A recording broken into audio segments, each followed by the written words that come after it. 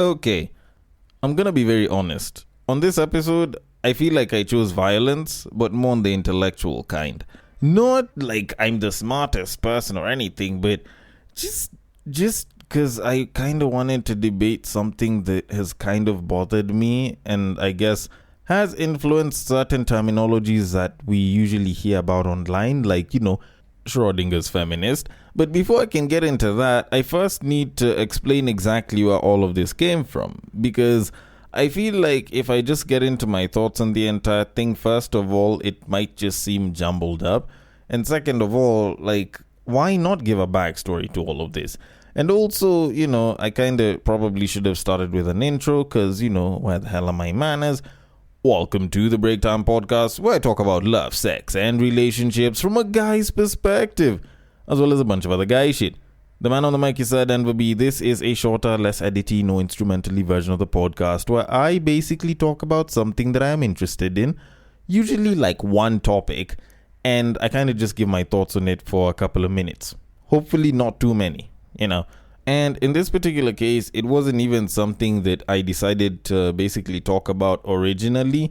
Granted, it is something that a lot of guys do kind of joke about and talk about online, but this is actually something that was brought up by a woman, and not just a woman, a feminist of sorts.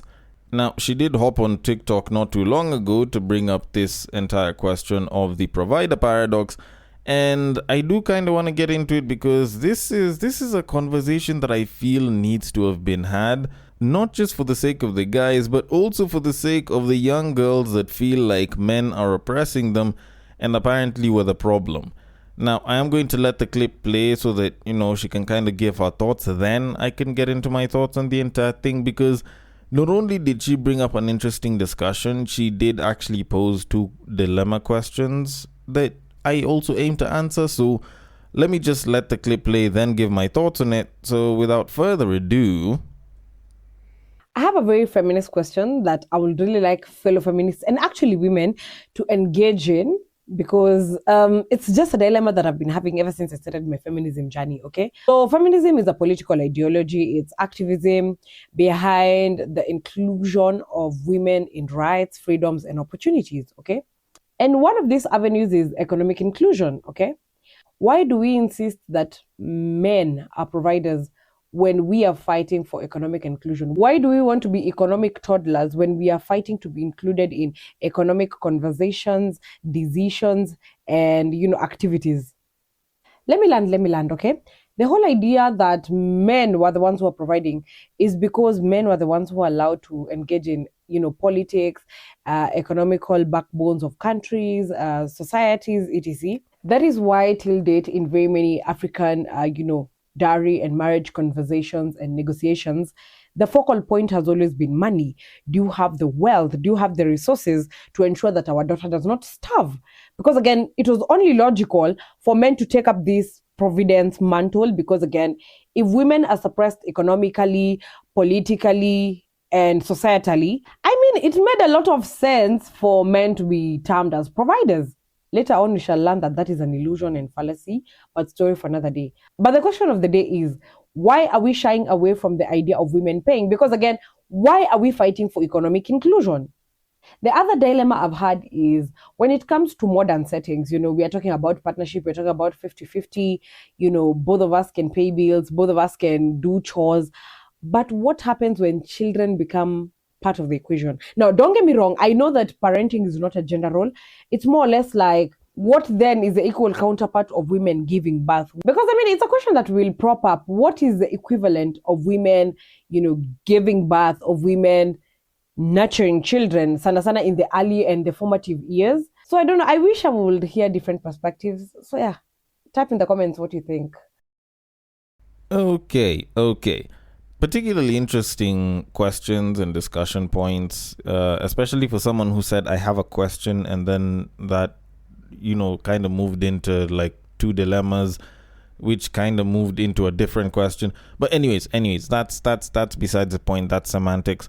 Now, while I'd like to get into my thoughts on the entire thing, of which there are a couple here and there, I do want to answer the two dilemmas because I feel like the answers are fairly simple and straightforward, at least from my point of view. So, that being said, let me not waste too much time on this one. So, the answer for why the provider paradox is a thing, it's because most feminists today want all of the benefits of the power and the inclusion, but none of the costs or responsibilities that come with it. That's kind of like the easiest way to explain it. And is there an equivalent for giving birth and like taking care of a kid in like the first 1, 2, maybe 3 years? No, there really isn't. Even men don't really try to equate it to anything. Like, it's kind of special on its own, childbirth, I mean, but it's not like we try to find an equal. The problem that I normally find is that most women that like talking about the whole, but women give birth and blah, blah, blah, usually try to wave that card around in like the most unnecessary ways ever. But anyways, that's kind of besides the point. Point is, there isn't any equivalent to childbirth. Let me put it like that. And with all of that said, you could even end it all here. But, considering that I have a couple of minutes left, why not take the scenic route to why I got to where I got? And, just answer these questions real quick. Now, first of all, she did pose the question to feminists and other women online so that they could kind of just chime in and give their thoughts and their responses. And considering that I am neither, I probably shouldn't be saying shit, which is unfortunate. Fortunately, though, I don't give a shit. Because, it's my podcast and, this stuff was posted publicly, so why the fuck not? Alright, so, yeah, I'm definitely gonna talk about it. Then, that said, it is particularly interesting that a feminist has pointed out the provider paradox, because guys usually like joking about it online, and it's like, this is the classic case of Schrodinger's feminist, where there's a woman who's like, oh no, men are the oppressors, men are the ones that make things bad, blah, blah, blah, men are this, men are that, and they're not all good. Then suddenly it's like, why can't men be nicer to me? Why shouldn't men be the ones paying for the dates? They're men, right? Like, why aren't the men protecting us? It's like, how the fuck do you want one thing, but on the other hand, you're like, guys should be coming through for you? Like, it just doesn't really make too much sense. But that kind of does lead into something else, and I will kind of get into it, what I believe is the true sort of paradox that comes with feminism. But before I get to that, I want to first start by discussing the whole no equivalence to childbirth and everything. Now, I didn't even include the first 2 to 3 years of a kid's life. I just went in with the whole childbirth thought. I guess maybe that's, something wrong on my part.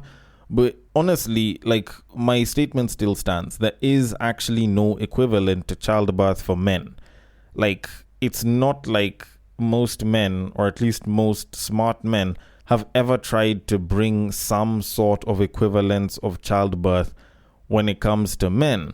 Because childbirth is a natural thing. It's almost like women's superpower. So to think that there's an equivalent is, quite giving of hubris. The problem that we have as men is that while there isn't an equivalent to childbirth, a lot of women nowadays like waving the card of pregnancy and childbirth in our faces too damn much and too damn hard whenever they want to sway the argument their way. And it's usually mostly with regards to the whole provision aspect of it and the fact that men should be paying for bills and shit and should be providers and everything.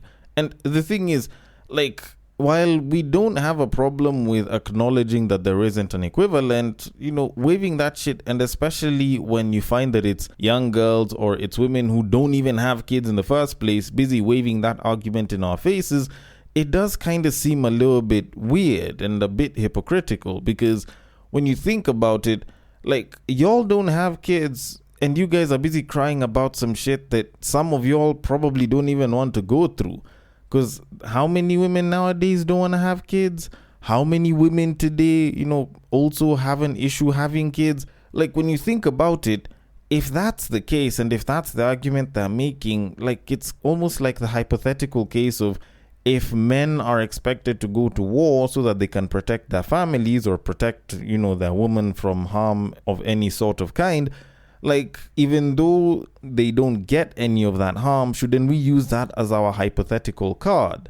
Like, it would only make sense that way, right? And also, on the other hand, when you think about it, if a babe can't have kids or chooses to not have kids, shouldn't they also sort out their own bills? Because clearly they're not going to go through the hell that is childbirth or having a pregnancy. Like, it only seems right, right? But anyways, like, the point of it is there is no equivalent, and it's just that we hate the fact that that card keeps being waved all the time. But that said, back to the whole provider paradox thing. Like, initially she had started talking about how, feminism is about inclusion in a lot of these things that men are a part of. And she did mention economic inclusion, and then brought in the aspect of dowry and showing that you can provide for the woman that you want to marry. And I'm not gonna lie to you, like, I heard that, and the one thing that just hit me at that point in time was the whole pregnancy debate, where they usually talk about how it's not a man's place to speak on a woman's body. It's actually the abortion discussion. And this is one of those instances where I'd probably want to say, you shouldn't be discussing men's matters as a woman, because clearly you do not seem to know jack shit. Because in this particular case, the idea of dowry was based more on giving as opposed to selling or transacting on an economic level. It was more of a familial discussion and a way to strengthen bonds. So she didn't understand jack shit about that. Then also this idea of women being oppressed because they were staying home. Like, I don't know who the hell fed feminists that idea. Like, if you check with your grandmother and great grandmother, I don't think the term they would use is oppressed. Maybe they can say that they were silenced in some discussions, but for the most part, oppression wasn't really the thing. Back in the day, like, communities were basically functioning like well-oiled machines. Everyone had their place, everyone knew what they were supposed to do for the good of the community. If you're a man, you're busy trying to do some shit like farm, or you're getting into apprenticeship, or you're a soldier for war. If you're an old man, you can go and become an elder. If you're a young lady, you're taking care of kids. You might be farming if that's where your culture is at. You can be basically trying to take care of kids. And like, at the end of the day, like, everyone kind of had their place. So even though it might look like the women maybe might have been getting oppressed, for the most part, everyone understood that they were basically a cog in this wheel of this machine that basically was the community. So I don't get what the fuck she was talking about as far as oppression is concerned. But that being said, the real issue with feminism today is something that actually does go back to her idea of the feminism paradox, or at least the provider paradox, into something that you'd probably look at as more of the feminism paradox. Because when you look at how she was trying to describe feminism and the fact that, they wanted inclusion, they wanted rights and freedoms and everything, you realize that, like, the only part of feminism that actually really worked was the first and the second degree, or the first and the second phase. But you look at the later ones and it's like, they are beneficiaries of feminism. So they make this paradox more apparent than anything. Because they came out, they started complaining about how women are oppressed, women aren't getting access to opportunities. Then when the slots were opened in leadership and they got promotions and they got special seats and everything, suddenly now they're the same ones that are still complaining that women are oppressed. And I'm like, how? Like, you were basically taken from a position where you might be oppressed or you may be going through something, and then you get moved up, then you get to a top spot, and then you're still crying wolf, and you're still saying that you want to be treated in a soft manner. But you guys wanted to be on an equal level with men, and more so men at the top. Like, guys over there, like, they may chill and they may enjoy themselves, but they're not the ones that are being taken out on dates. They're the ones that are taking people on dates. They're the ones that are gifting people. So you might as well get comfortable with doing that as well, because, like, you're basically in a position where you can't say that you're oppressed. You're more towards the side of the oppressor than the oppressed. So at that point, you can't continue crying oppressor. You can't continue saying that, you're being underappreciated. Like, this is basically like being both the knight and the damsel in distress. Pick one. And while you're at it, also acknowledge the fact that you're earning about the same as the men that you want to date. So you might as well also meet them in the middle as far as making payments goes. Even though it's not in the middle, you can't use the excuse because he's the man. Because guess what? You're basically in the same exact position as the man, so you might as well live up to the consequences of that choice. And that, in turn, is what informs the whole idea of the feminism paradox, or as we men on the internet would like to call it, Schrodinger's feminist.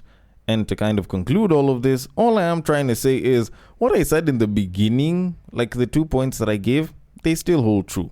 There's a lot of women that are doing this and, they want all of the benefits, none of the costs or responsibilities. And, there is no equivalent to childbirth. But then again, maybe I could be wrong about this, maybe I could be right. Either way, I want your thoughts on it. The DMs are open on IG. It is at the Breaktime_podcast. On Facebook, it is at the Breaktime Podcast. On X, it is at Bagaka the D. And on Bluesky, it is at the BreaktimePod.bsky.social. Thank you so much for listening all the way till the end, and I will catch you guys on the next break.